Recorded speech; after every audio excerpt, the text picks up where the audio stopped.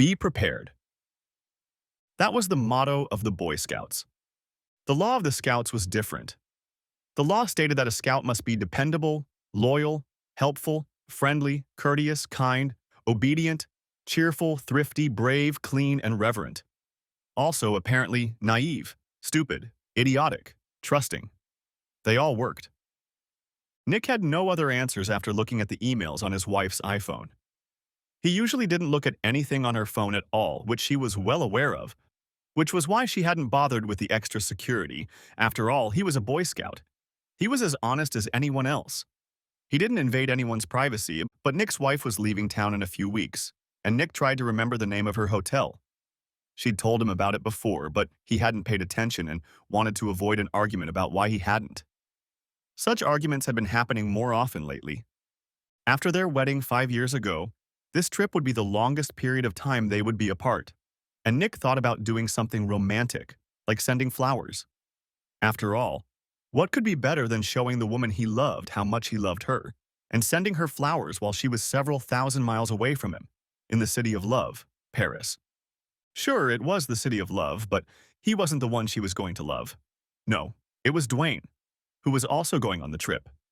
Dialing his wife's phone access code, the date of their wedding, Nick found himself reading one of the work-safe emails his wife and Dwayne had exchanged over the past few weeks. They'd discussed a nighttime stroll down the Champs-Élysées and then a moonlit boat ride on the Seine. Almost as surprising as the affair itself was the fact that Nick's wife Linda and her lover Dwayne had exchanged messages using their work email accounts. She should have known better. So should Dwayne. Like Nick, Linda was a lawyer. Dwayne worked as a paralegal at Linda's firm. All three of them had done enough document work in big litigation where huge teams of lawyers and paralegals read each of the hundreds of thousands of emails that had been received or were being considered for receipt as part of document discovery. There was always a story about an affair by one or two idiots, and then the lawyers would try to figure out if the affair was relevant, and if so, how to limit damages. Nick didn't pay attention to Linda telling him about the trip and the name of the hotel where the team would be staying because something funny was going on. At that moment, Nick didn't know what it was, but instinct made his hair stand on end. 5 years of being a lawyer, listening to clients lie, and how lawyers carefully avoided lying by not telling everything, had made his listening skills sharp. And something was wrong when Linda initially told him about the trip. A very boring arbitration case that would occupy them so much that they wouldn't even be able to enjoy the sights. She said this without looking at him at all, and even a little too flippantly. She knew Paris was one of Nick's favorite cities, and they had always talked about going together because Linda had never been there. Nick thought her reaction was strange, but he hadn't even envisioned this worst-case scenario. However, the line of the letter he was looking at now stabbed straight into his heart like an awl. "Why don't you just lose the Boy Scouts so we can spend more time together and not worry?" Dwayne wrote last night. "I feel safe with him," Linda replied. "So why are you doing this to me behind his back every chance you get?" "You're making me wet," smiley face emoji. Nick didn't know what to do at the moment, other than print out the letter on the Wi-Fi printer they had in the basement. Just in case. As an experienced lawyer, his first concern was preserving evidence. Printing out the letter and putting it in his bag, Nick thought for a moment. He certainly knew what he wanted to do. As it seemed to him, he had two options. The first was to punch his wife in the face until he broke her nose.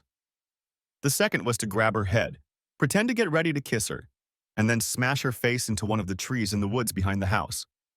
And then, when she's recovered from the shock enough to start screaming while spitting out blood and a couple teeth, smash her head against a tree again. Dwayne, on the other hand, showed less mercy. Before hurting someone, he had to think. It was the thinking that made him a lawyer. He was paid to use his brain, not his muscles. And he needed to think fast, because Linda had gone for a run and would be back soon. But before he could start thinking, he needed to finish his assignment and find the hotel, but not to send flowers. He didn't know what he would need that information for, but he knew he needed it. Probably for a purpose. Here, La Clef Tour Eiffel. Near the Trocadero, across the river from the Eiffel Tower. About a 5-minute walk from the International Chamber of Commerce, where Linda and Dwayne would be working on their arbitration case with the rest of the team, at least when the two lovers had free time between sex. At the hotel, he had to do a quick computer search for information on Virginia's divorce laws. Some of it he remembered from his bar exam days 5 years ago, but it was always a good idea to check. Adultery was grounds for divorce and could affect issues such as alimony and property division. But there were objections to the adultery charge.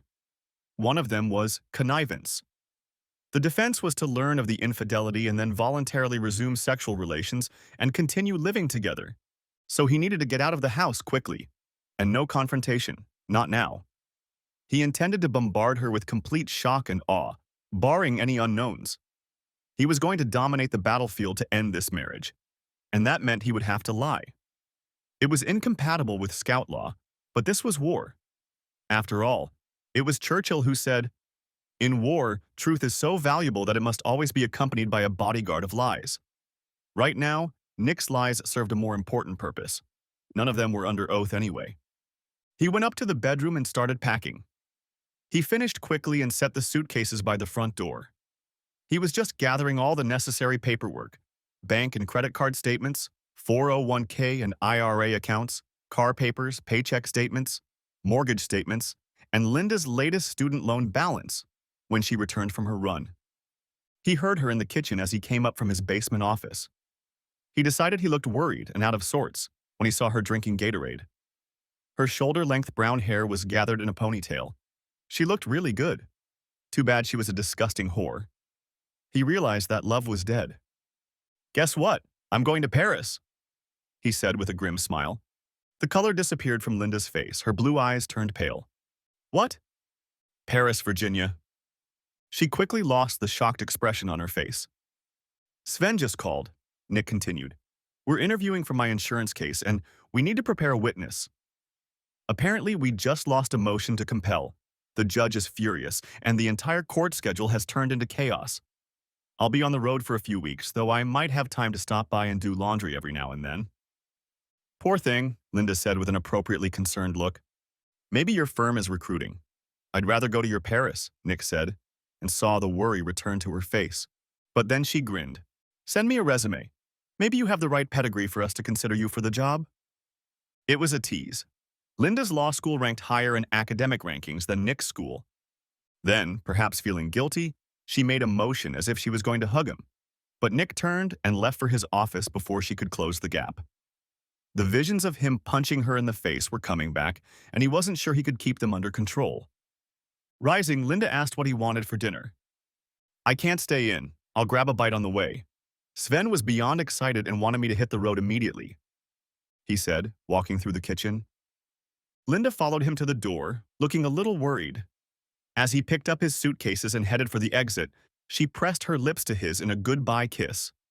"I'm sorry. I think I've caught a cold. I had a sore throat this afternoon.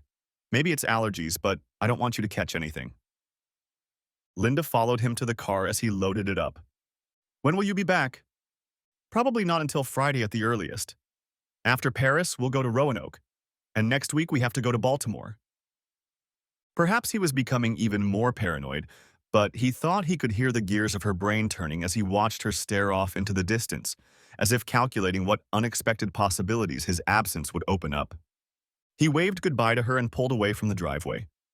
He hoped she would just assume he was busy with work and annoyed at being called away on a Saturday. At the moment, his acting skills didn't allow for much more than that, but he suspected she was already planning to ask Dwayne out. Nick drove until he stopped at a nearby shopping center with a coffee shop. Like most lawyers, he thought better on paper.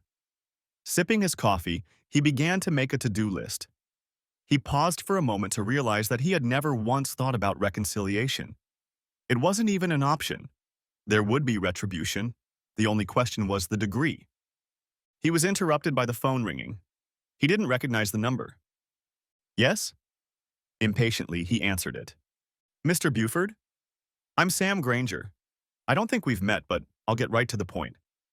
I got your number from old real estate records. I'm in the business of buying old houses and tearing them down to build McMansions. I know. Everyone hates what I do, but they don't hate me as much when I give them a check." Granger spoke so fast that Nick didn't have time to react, only thinking that the house wasn't old. It was cozy. And why the hell was he talking about tearing it down? But then his rational mind took over. And? Well, I'd like to buy your house so I can tear it down. I'd offer to build you a mansion, but I can never guarantee the timing of new construction, especially with county permits and all. I make all my profits by renting them out quickly, but I think I could offer you a very good price if you and your wife were interested in selling. Nick could hardly contain a Grinch-like smile. Linda had picked out the house shortly before their wedding. It was an old ranch house, but with a beautiful yard that looked directly out onto a wooded area with a creek running through it. It was close to major highways, but was quite secluded and peaceful. What finally won her over was the tree house in the yard across from her bedroom window. She liked that it was a home ready for the kids. Nick liked the price and the fact that it was only 20 minutes from a major metro parking lot. That and a 30-minute train ride to work was not a bad option for the neighborhood. Mr. Granger, I'll be busy at work for the next few days, so I can't guarantee access to the parking lot. Call me Sam. I don't need to see him inside. Like I said, it's a demolition job, and I've already checked it out from the outside. Can you meet me Sunday morning, Sam? Sure. By the way, I'll probably handle the transaction myself, putting the power of attorney in my wife's name. She's really busy at work right now. No problem. I'll give you the form we'll use. Nick wrote down the address and began sketching out a plan.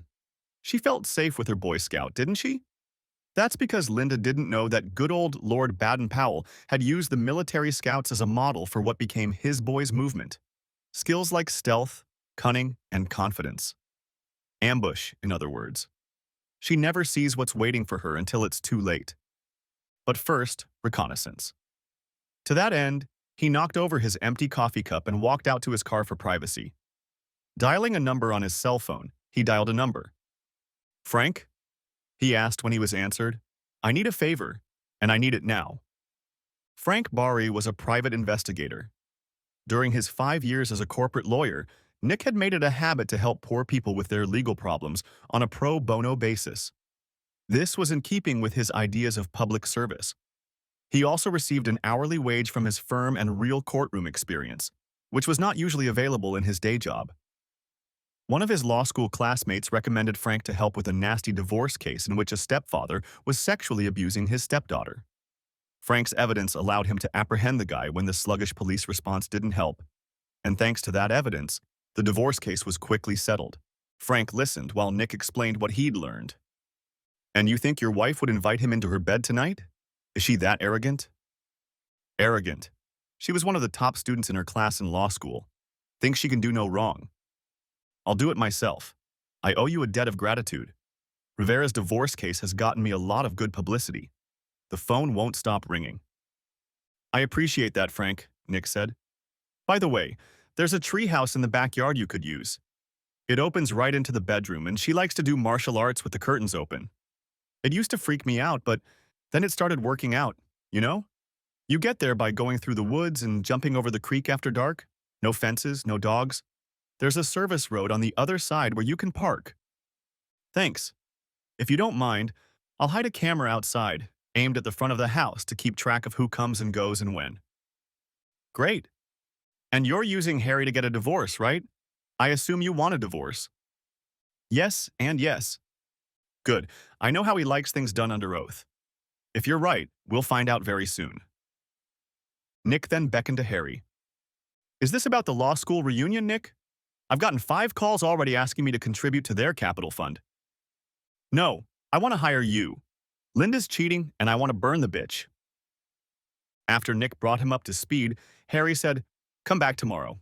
I know it's Sunday, but I still have some things to take care of at the office, so I was going to stop by and see you. We could start there. Sounds like you've already figured out how not to indulge in adultery. Harry is dealing with clear and convincing evidence. The hardest part will be fighting for a financial settlement. Plus, she's a lawyer at a big firm, so she has the resources to fight and drag out the case. Plus, people from her firm are advising her. Leave it to me, Nick said. I think we can settle this like civilized people. Then that means you're not going to burn the bitch, but okay. We'll see what you come up with. The last call was more delicate. Hello? Maggie, it's Nick. The silence on the other end of the line was deafening. Maggie, you son of a bitch. It's good to talk to you too, honey, after all these years. What do you want, Nick? After all these years, I need your help. I thought Linda was your help. It's because of Linda. She's cheating. What a surprise. Can't help you emotionally or sexually these days. I'm dating. And I'm sure he's lucky. Look, I'm sorry. I'm sorry we fooled around and let it ruin our friendship. I'm also sorry that I let Linda cut you out of my life when I thought we had a chance to be friends again. But as a friend, I need your help. Asshole. Nick left her pondering. What do you want, Nick? He said to her. A silence hung on the line. Then there was a burst of laughter. I agree, she said, calming down, but he could still hear the smile in her voice. You always made me laugh. Thanks, Maggie. When the dust settles, you'll have to introduce me to Mr. Lucky so I can congratulate him on his fine taste and take you both out to dinner. It's a date, she said. He needed somewhere to hide out for a while and work out a plan of action. So he found a long-stay hotel outside the Beltway in Fairfax, far enough away from the usual places he and Linda frequented that he wouldn't be noticed, checked in there, and went out to dinner. He wasn't particularly hungry, but he knew he needed something in his stomach to digest the alcohol he was about to drink. A restaurant called El Mariachi was across the street from the hotel. That would be enough because the free jolls and cheese would just make him sick. As the hostess sat him down in a booth, he saw the bartender looking at him. He seemed vaguely familiar, but Nick put the thought out of his mind. He had enough to worry about at the moment. To see pupusas on the menu meant that the restaurant was a Central American establishment pretending to be Mexican. Most Americans didn't know the difference. Along with his meal, he ordered some cheap tequila. He knew the hangover the next day would be brutal, but he considered the pain part of the rite of passage. The waitress returned with a bottle of excellent high-end tequila and a highball glass. When Nick looked up at the waitress, she merely pointed to the bartender, who saluted him. Nick accepted the salute and poured himself a generous portion while the bartender went back to serving other customers. It took a while, but Nick remembered who he was. He remembered that the bartender was one of the people who had attended Rivera's divorce hearings and the criminal trials Nick had attended. He always sat in the last row alone. No one ever sat next to him. Once his client Sonia's daughter hugged him, but when Nick asked Sonia who it was, she remained silent and said he was just a family friend.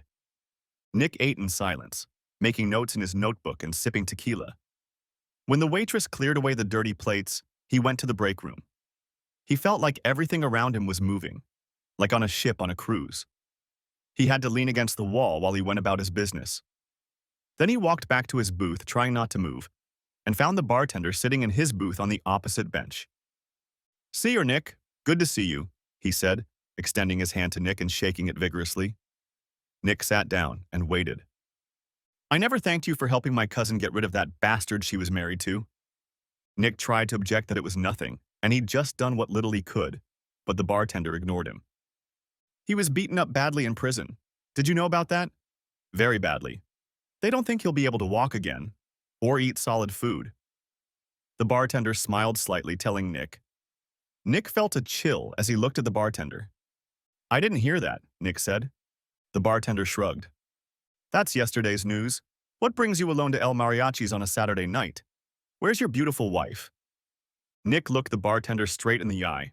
The bartender was still smiling. It wasn't a mocking smile, rather, it was a smile that knew a lot. Nick couldn't understand why the man had asked such a strange question. How did the bartender even know that Nick was married? Then Nick remembered that Linda had surprised him by showing up at one of the hearings and kissing him after they were over. The bartender must have still been in the courtroom. "She and I had a problem," Nick said. He saw no reason to lie or withhold information. "Like she's having fun with someone else?" The familiar smile reappeared. Nick remained shockingly silent. "I'm not a lawyer, Don Nicholas, but I know that if you want to keep a secret, you shouldn't write it down and leave the paper in plain sight," the bartender said, pointing to Nick's notebook. It had elements of adultery, a drawing of Dwayne with a knife, the name Linda, surrounded by a circle with a slash, and the to-do list included the phrase, "Burn that bitch." Nick shrugged. Bad operational security, but at least he hadn't given away any client secrets. Any man in your situation should ask himself what he wants. What do you really want, C or Nick? What do you want more than anything else in the world, besides money, if you could choose revenge? Nick did not hesitate. "I want to hit her nose so hard that it breaks, and I want to punch her in the face so hard that both her eyes darken." She has a very pretty face and very expressive eyes. I want to destroy that. The bartender's smile widened. Then he chuckled, shaking his head. You, my friend, are thinking irrationally. People who retaliate so violently go to jail. And you don't want to go to jail, unless it's just to visit your clients and then leave. Isn't that right? The bartender paused and looked sympathetically at Nick. Nick nodded. But perhaps I can be of some use. You helped my cousin with her little problem. She could have asked me for help, but for various reasons she refused to do so. However, you stepped in and took care of her. Nick tried to interrupt him. Sure, he had instructed Frank to gather evidence, but the police had done all the work. It didn't hurt that Nick had asked one of the partners in his firm, a former assistant United States attorney from the area, to have a quiet chat with the Commonwealth's attorney to make sure the criminal case was handled properly. Nick came with his client to make sure the prosecutors would treat her with the respect she deserved. His client's divorce was common after her husband was convicted in a criminal case. The bartender brushed off his protests. You must realize that helping abandoned people like my cousin is noteworthy in itself. I am indebted to you on behalf of my family.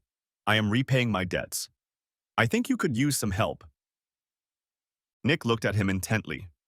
I'm afraid I don't remember your name. The bartender's smile turned into a shark-like grin. Some people call me El Diablo. The devil? The bartender nodded. Only the ones who don't like me. To my friends, I'm Jose Garcia. Now it was Nick's turn to smile. What do I have to do to get a favor from the devil? Sell my soul? El Diablo's smile disappeared. Nick's smile disappeared too. Be serious. You're a lawyer. You don't have a soul. He smiled again, and Nick realized he was joking. Call it professional courtesy, C or Nick. Now give me your address, your wife's name, and tell me about her daily activities. And what do you intend to do? I have a few ideas, but what's that phrase? Ignorance is blissful ignorance? I think you need to be in blissful ignorance and be able to account for your movements over the next few months. Get yourself a cell phone so we can keep in touch and leave a number here at the bar. And don't come back here again. It's for the best. Nick told El Diablo that he had hired a private investigator, his plans not to leave the house until Linda left for France, and Linda's plans for the trip. El Diablo knew where the hotel in Paris was, but would not say exactly how. Just one question, say, or Nick. Is there any chance of reconciliation, forgiveness, mercy? I don't want to hear of doubts afterward. El Diablo looked him straight in the eye, the smile gone, the expression serious. Nick returned the look. Nick took a deep breath and paused to double-check his emotions. The path was clear. It was simple. Trust and loyalty, those were his most important values. They were lacking in his marriage. Linda flicked a switch in his brain, and love was replaced by hate. In time, upon mature reflection, he wouldn't care, but that time was not now. No. El Diablo relaxed. Good, don't worry about a thing. The waitress brought the bill. El Diablo waved it away, but let Nick give her a generous tip. He also let Nick take a bottle of tequila, but warned him to take his time. He needed savvy for the battle. Somehow Nick woke up Sunday morning at a reasonable time and without much of a hangover. He arrived at Harry's law office at 10 in the morning and found Frank there. Sorry, Nick, Frank said. She's definitely having fun with a guy, in your bed. He was there 2 hours after you called me, and he was still there when I left this morning. We got a very good quality video. I made you a copy, but you might not want to look at it. Harry intervened. You'd better not watch it. I don't want you to do anything stupid and get arrested. Don't worry, Nick said, taking the DVD from Frank. Give me the synopsis. I climbed into the treehouse like you said, and they were all there on top of each other. I got very clear shots of their faces and, frankly, the rest of their bodies. It's obvious that they're having sex. I think it's just a physical phenomenon. They hardly talk at all. They were just having fun like rabbits. I don't know if this will change your plans. No, it won't. What were they doing? Well, I won't list all the positions, but I will say that they both had tremendous stamina. Thank you. That makes me feel even worse. I'm really sorry about that. Anyway, I know Linda personally from that party you had last year, so I can identify her. We ran the guy's license plate number, Dwayne Martin. We know he works with her. We don't know how long it's been going on, but I think it's clear and convincing evidence. Oh, and we have a camera on the front of the house that covers the driveway and garage, so we can tell when they come and go. I'll email you a link to the live feed from our secure server. I've talked to Harry, and I'm going to put together a report and supporting affidavit for him. Sorry again, friend. Frank shook hands with Harry and Nick and left the office. So what do you want to do? Harry asked. File for divorce on the grounds of adultery, but don't file for her. Harry looked at Nick expressionlessly. Trust me, Harry. When I hear those words, I get an upset stomach. I don't want you to do anything stupid here. I expect things to go more smoothly than you think. Harry grimaced. Look, Harry, just apply Monday afternoon before the clerk's office closes. Let me know the case number. I'll take care of the rest. Just remember, Nick, I don't do criminal law. Not very well, anyway. If you need to get out of any kind of trouble, there's nothing I can do to help you. You'll be pleasantly surprised, Nick said as he headed out the door. Nick's next stop was a meeting with Sam Granger. It was a very productive meeting where Nick learned that they could sell the house for over $100,000 with no commission to the real estate agent. Linda would be thrilled. Nick promised to prepare all the necessary paperwork to close the deal as soon as possible.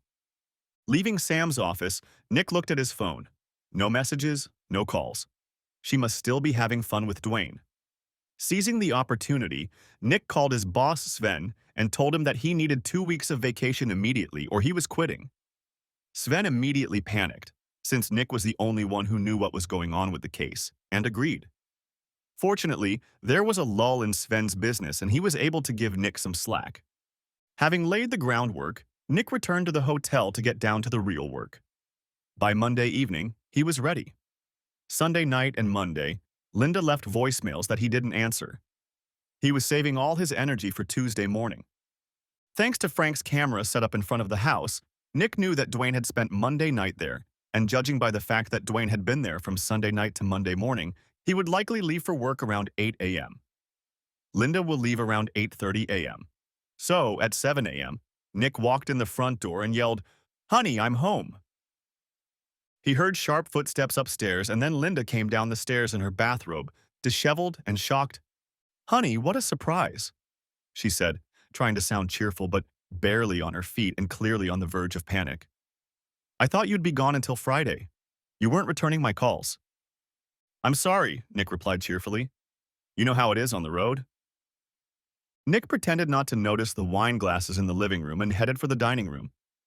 Linda stood in the doorway looking at Nick, trying to figure out what she should do next to keep him from going up the stairs to where Dwayne was obviously hiding. A knock on the door caught her off guard. "Can you open up, honey?" Nick asked. Meanwhile, he had started spreading out papers on the dining room table and pretended not to notice.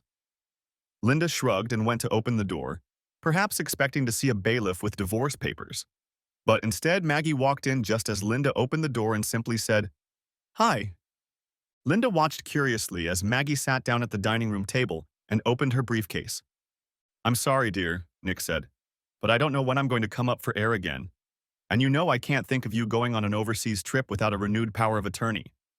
You know, just in case something goes wrong and we have to deal with some financial or medical issues. Oh, and I also had a couple moments over the weekend and got an offer to refinance my mortgage at a very favorable rate. Since we will both be traveling, I figured this was the only time we could do it. I apologize for such short notice." He tried his best to look apologetic. "Who's that?" Linda asked, pointing at Maggie when the artery in her temple stopped pulsing frantically. "I'm Maggie." "Maggie is a notary," Nick explained. Linda visibly relaxed. She still had a lover hidden upstairs, but events weren't out of control yet. "That's my Boy Scout, always ready," she said with a smirk as she sat down, though her eyes were still wary. "I am, darling." He handed Linda a pen and began shifting papers in front of her. "The check marks with arrows indicate where you need to sign. Take the time to read them if you want to." "I trust you," Linda said with a wide smile, and quickly signed all the papers in front of her. He hoped she did, because there was nothing he could do otherwise. But as they say, he who dares wins. While Linda signed each document, Nick laid them out in order and handed them to Maggie, who lined them up and notarized them. "Mrs. Buford, do you have a photo ID?" Maggie asked. Linda got up from the table to find her purse. Maggie and Nick exchanged glances, but both had to quickly lower their eyes to the table to keep from laughing. Linda brought her driver's license to the table. Maggie took a picture of them on her phone and wrote the information in her notary journal. Linda offered coffee, but Nick and Maggie declined while Maggie logged the notarized documents and Nick organized them into various folders. Linda looked up, expecting Nick to try to walk in on her and calculate her next move. Maggie stepped back, putting all the tools away, and smiled at Nick when Linda wasn't looking. Nick gave Linda a break, saying that he needed to have a teleconference and would go down to his basement office to do so. Linda's shoulders relaxed. Now she would have time to escort Dwayne out the door and eliminate all traces of his presence before Nick reappeared in his man cave. Nick went downstairs to give her the illusion that she was still fooling him. He pretended not to hear Dwayne's heavy footsteps coming down the stairs and the sound of the garage door opening so Dwayne's car could pull out. But when he heard the sound of the shower running in the master bath, Nick packed up everything he had, left the basement, and drove away in his car without a word to his loving wife. 2 hours later, after a hearty breakfast at the diner, Nick was in Harry's office. Harry looked shocked. "So you're telling me you got your wife to sign Form CC 1406, agreeing to serve her with a divorce petition and waiving service of court notices and notices of any future legal proceedings?" "Yes, the form, duly notarized by a notary public, is here." "It is. Are you also telling me that you got your wife, an experienced attorney, to sign a property division agreement whereby she gives you all proceeds from the sale of your home and the real estate in it, the cars and jewelry she owns, leaves you full discretion over the disposition of her personal belongings, and allows you both to walk away with the retirement accounts each of you has, without any alimony on your part in her favor? She makes more money than me anyway." According to these documents, she has expressed her willingness to leave the marriage with only about $125,000 in retirement contributions and about $200,000 in undergraduate and law school debt. Is that true? She's always had a very generous nature.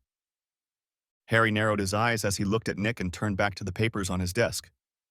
"And you also made her sign an affidavit in which she admits to cheating and even admits that her lover was upstairs in the marital bedroom at the time she signed the affidavit and was there all night after having sex with her the night before? Are you saying that her affidavit supports the authenticity and accuracy of this email correspondence in which she talks about staying with her lover because he makes her wet? Is that what you're telling me?" "Counselor," Nick said, showing no emotion as far as he could, "the documents speak for themselves." Harry looked at the documents, looked up at Nick, started to smile, suppressed the smile, and twisted in his chair. "To hell with all of this. I'm going to sue for all of this. You're a respected member of the bar and a friend of mine from law school. How was I supposed to know you were making all this up? I think it was okay, Your Honor. I'm deeply embarrassed. I was completely consumed by the fact that my client violated my trust. If anyone should be disbarred, it's Nicholas A. Buford, J.D., Esquire, Your Honor." See where I'm going with this, Nick? Uh-huh. "If necessary, will this notary public certify that Linda signed all of this?" "Yes, she will." "And will she confirm that Linda has scrutinized the documents?" "I wouldn't want to try to prejudge or influence anyone's testimony, but as you said, Linda is an experienced lawyer who specializes in litigation, so I'm sure she gave the documents the attention she felt they deserved. I'm sure the notary will say she saw Linda Buford review the documents and sign each one. Otherwise, I cannot give an opinion as to her state of mind and understanding of the contents of each document." "All right then," Harry said. "I'll file all of these today, plus the affidavit and Frank's report. There are photos and a DVD attached. I'll see if I can't get it out of the electronic file for a while. We don't want it to make the news, do we?" "No," Nick said. "Linda's leaving for Paris in a little over 2 weeks. The longer things stay quiet, the better. Do you know anyone at the county courthouse?" "Do you remember Seth?" Harry asked. "A day student, next year after us? He had trouble getting a job at a law firm, so now he's clerking at the county courthouse trying to build up his resume. He might be able to speed up the process, but if the judge demands live testimony, the whole case could collapse under its own weight. Linda will have to decide she doesn't want to try the fraud case in court when she realizes what's going on. If things go south at that point, I may have to dispense with the services of your attorney." "Fair enough. Someday you'll tell me the whole story, but right now, I don't want to hear it." For the next 2 weeks, Nick managed to keep Linda at a distance. He sent her text messages after hours to let her know he was busy, but the rest of the time he returned her calls. As time went on, she started calling less frequently. "You scared the hell out of her," Frank told him later in the week. "Judging from the videotape, Dwayne hasn't been in the house once since you showed up and surprised them Tuesday morning. I can't tell if they're meeting at his place during the week or having fun with each other at the office, but they're not doing it at the house. I'll tell you if anything changes." The only thing that had changed was that Nick had quietly returned to the house when he found out Linda was gone and had taken the financial papers he thought he might need. He also signed a contract to sell the house to Sam Granger. The deal was to take place during Linda's first week in France. The rest of the time, Nick went to the gym, did some leisure reading, and contemplated how he had gotten to such a messy life at 30. He told Sven he needed a few more weeks off, and Sven reluctantly agreed. "She's having fun with him at the house again," Frank said on Saturday, a week before Linda was due to leave for Paris. "Thanks for the warning," Nick replied. He didn't care, but he knew that once he got rid of the house, he'd rather burn the sheets than sell them. By this time, Nick had watched the video that Frank had given him the first time.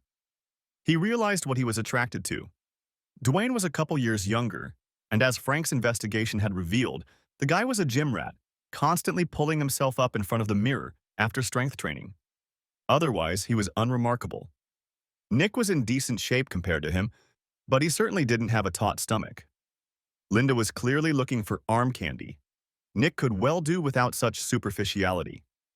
Before Nick knew it, Linda was off on a long-awaited trip to Paris. One of Frank's men followed her to the airport and waited for the plane bound for Europe to take off. Upon receiving the news, Nick went to the house, put all of Linda's clothes in a pile in the living room, and packed everything he wanted to keep. The next day, the movers arrived, packed Linda's belongings, and sent them to the warehouse. Separately, they packed Nick's things and moved them to the apartment he had found. Thanks to Sam Granger, a skillful reseller, Nick was able to sell the furniture easily. When the house was finally empty, Nick walked around it one last time before doing one last thing. He carefully gathered up the wedding photos and album, as well as Linda's wedding dress. He took them to the fire pit in the patio, under the treehouse, carefully placed the photos and album in the fire pit on the coals, added the dress, some lighter fluid, and lit a match. As everything burned, Nick was pleased to see that there was indeed a lot of detail in the video.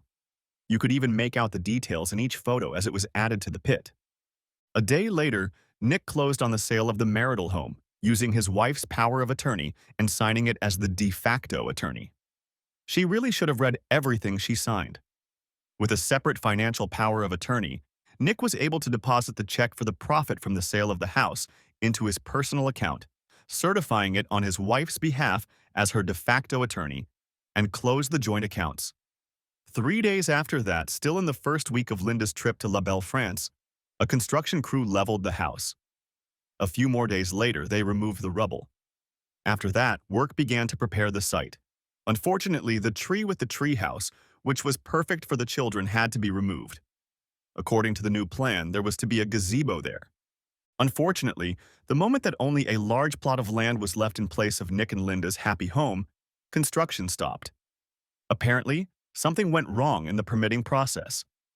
Nick and his friend from law school who worked in the county permit office were assured that the problem would be resolved within days of Linda's return from France, as soon as the proper forms were received and approved. In all this time, Nick had not returned any of Linda's phone calls. He stopped sending her text messages, did not respond to emails or voicemails. Some of her friends and family called. Nick sent back curt messages saying he was busy and on the road, mostly so they wouldn't try to drive up to his house. El Diablo called his landline and told him that Linda and Dwayne seemed tense and out of sorts. She probably suspected that something was wrong. Nick asked how he knew that. El Diablo simply said that he had friends and relatives everywhere, even in Europe. He asked Nick if he wanted Linda's wedding and engagement rings back. When Nick answered in the negative, El Diablo asked if he would mind if someone else got them. "Hell no." "Good, I might know someone who would like them." On Wednesday, 2 days before Linda was due back from Paris, Nick was in Harry's office. "I don't know how it came about, but here's the divorce decree. It's a lot quicker than it usually is in these cases, and Seth didn't tell me anything. I don't want to know and I didn't ask. Consider yourself lucky and congratulations on being single again. Here's a copy I'm sending to your ex-wife. I'm sure she'll be thrilled. As Nick was getting into his car outside Harry's office, his cell phone rang. He didn't recognize the number, but when he answered, he recognized El Diablo's voice. Nick, you need to take a vacation, right now. Go somewhere with lots of people. People who know you and can tell you've been there. El Diablo hung up the phone. Nick realized that it had been a long time since he had seen his college friends who lived in New York. Fortunately, they had free schedules for the next few days, so he took Amtrak in the afternoon, went to a few plays, visited a few museums, and joined his friends for lunch, coffee, and dinner, most of which he paid for with a credit card. At the hotel, he also tipped generously so that all the staff knew who he was. While at the hotel, he mailed Linda's parents a copy of a DVD of him burning her wedding dress and wedding album. Late one Sunday night, while Nick was enjoying coffee and pastries at the Little Italy restaurant in Manhattan, his phone rang. It was his father-in-law. Nick, where are you? Linda's going crazy. She's in the hospital. Yeah? What's wrong with her? This was getting more and more interesting. She got back from a business trip on Friday, but apparently she and a coworker were kidnapped at the airport. They were drugged and were only able to get out this morning. The coworker was beaten nearly to death. And Linda. Here her father's voice trembled. Once upon a time, Nick might have sympathized. What happened to Linda? When she woke up, she found she was covered head to toe in tattoos. Tattoos with horrible writing on them, like that she was a whore and a slut. And as soon as she woke up and saw that, some guy in a mask came in and punched her in the nose, breaking it, and then gave her 2 black eyes. Impressive, Nick thought. Really, that was the cherry on top of the sundae. He'd be happy if Linda realized that he'd betrayed her in court, just as she'd betrayed him in marriage, but that would be a tremendous joy. He would be worth an immortal soul if he could give it away. I'm sorry to hear that. I'm out of town right now. What would you like me to do? Nick realized the other end of the wire was surprised. You're her husband. She's your wife. Unfortunately, no. We're divorced. The order was issued last week. She's cheating on me with a guy she's traveling with. What? What exactly was unclear? Nick realized he was now showing unnecessary cruelty, but he didn't care. I have the video. I can send you a copy if you want. There was silence on the other end of the wire. Nick wondered if his father-in-law was having a heart attack. We're done with her, so you'll have to take her home. She's not my problem now. You did it, shouted his father-in-law. I've been in New York since Wednesday celebrating my divorce. Look, I know you're upset and I hope Linda gets better soon, but I don't think we have anything to say to each other. He hung up the phone. It occurred to Nick at this point that the stress of city life had been too much lately. He sent Sven an email, respectfully writing that Sven and the firm could go to hell. A quick internet search revealed that there was an REI store in Soho, and Nick bought himself some new hiking and camping gear. Linda had never liked camping, so this was a chance to reconnect with her scouting past. The hotel was very accommodating and agreed to leave his luggage for a while for a reasonable fee, and Nick headed up into the Adirondack Mountains to commune with nature until things settled down. Luckily, he had his passport with him in case he had time to go to Canada. And it turned out he had time. For most of the next 8 weeks, he turned his phone off. At first, he thought some lunatic had stolen his ex-wife's phone because there were dozens, if not hundreds, of messages containing frantic screaming and crying. He only listened to 1 or 2 and deleted the rest. Many of the frantic emails, too. Her account must have been hacked. How could he have taken the time to read all this? He hoped that whoever this crazy woman was, she would get the help she so desperately needed. 8 weeks later, Nick met Frank for a drink. Harry was there as well. Just so we're clear, Harry said as they sat down at the table, I terminated our relationship with our attorney immediately after I served you with the divorce decree. I notified you by registered mail.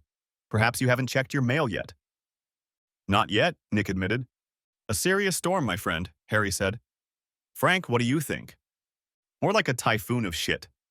I like it. Anyway, shit everywhere. Lots of destruction. Harry drank his bourbon and immediately asked for another. You start, Frank. So, Monday morning, the former Mrs. Buford is on her way to the old homestead with her parents. We didn't have time to take the outside camera down. When she sees the vacant lot, she has a complete breakdown. She falls to her knees and sobs, settles into a fetal position. She ends up kicking and screaming like a child at the mall late at night. Then the installation crew arrives and she loses her temper again. The third time she freaks out is when the construction workers see what she has tattooed on her face and start laughing. I must say that the work is so good that the text is very visible on camera. Face, neck, arms. And that's despite the fact that she has raccoon eyes from being punched, plus duct tape on her broken nose. Harry continued the story. That afternoon, she and several other lawyers from large firms showed up at my humble office. They didn't have an appointment, so I made them wait 15 minutes. Made sure my Glock was loaded and in my desk. Thank God we're in Virginia, you know? 15 minutes later, they were already yelling at me about emergency motions, attorney complaints, and contempt proceedings. I have to admit that I had a hard time not looking at the ink all over my face. They were done very clearly in red and blue ink so that they were visible from a distance. When I was able to shift my attention, I asked what exactly was the problem. Which of these statements was false? They all stopped and looked at each other.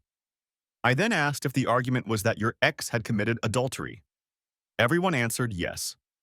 Then I turned on the videotape I had turned on while they were waiting, and good old Linda is clearly riding the genitals of someone who is not her husband in the marital bed. Obviously, they hadn't familiarized themselves with all the case files yet. Everyone just looked at each other in confusion. Then Linda started yelling that you didn't even give her a chance to explain.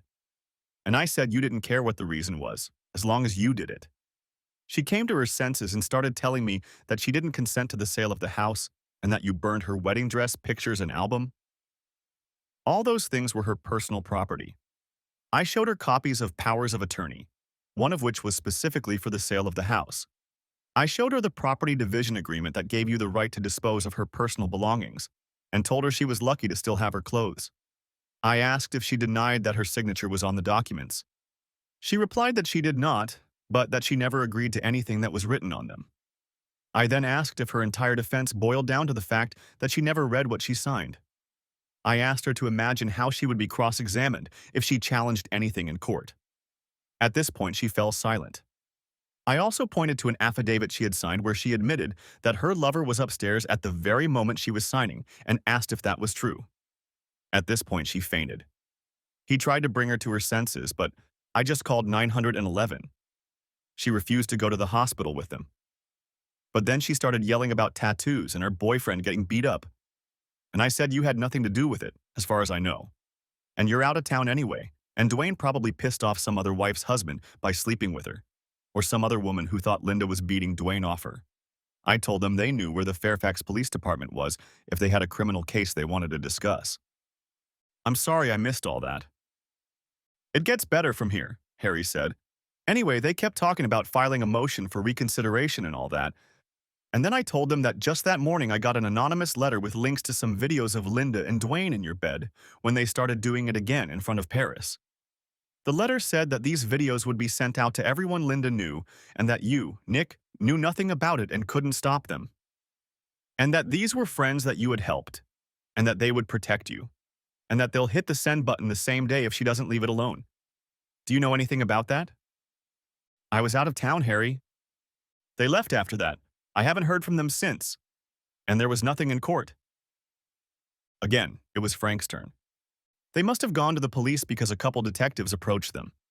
They wanted copies of the videotape and the report. Then they lost interest. Neither Linda nor Dwayne could tell us what happened. Only that they got into a cab at the airport, and the next thing the guy knew, he ended up in the hospital. Linda woke up in a rundown hotel, got punched in the face, and ended up in the hospital. The room was billed to her credit card too, plus room service and a minibar.